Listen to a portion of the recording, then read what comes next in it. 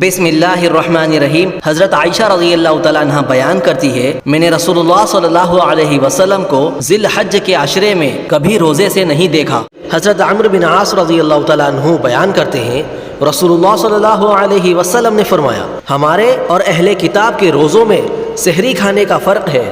نبی صلی اللہ علیہ وسلم کے کسی صحابی سے روایت ہے، انہوں نے کہا، میں نے مقام عروج پر نبی صلی اللہ علیہ وسلم کو حالت روزے میں پیاس یا گرمی کی وجہ سے سر پر پانی ڈالتے ہوئے دیکھا۔ حضرت عبداللہ بن عمر رضی اللہ تعالیٰ عنہ نبی صلی اللہ علیہ وسلم سے روایت کرتے ہیں کہ جب آپ اعتکاف فرماتے تو توبہ کے ستون کے پیچھے آپ صلی اللہ علیہ وسلم کے لیے بستر بچھا دیا جاتا یا چارپائی لگا دی جاتی۔ حضرت ابن عباس رضی اللہ تعالیٰ عنہ سے روایت ہے کہ رسول اللہ صلی اللہ علیہ وسلم نے اعتکاف کرنے والے کے بارے میں فرمایا، وہ گناہوں سے رکا رہتا ہے اور تمام نیکیاں کرنے والے کی طرح اسے نیکیوں کا ثواب ملتا رہتا ہے جس کو وہ پہلے کیا کرتا تھا۔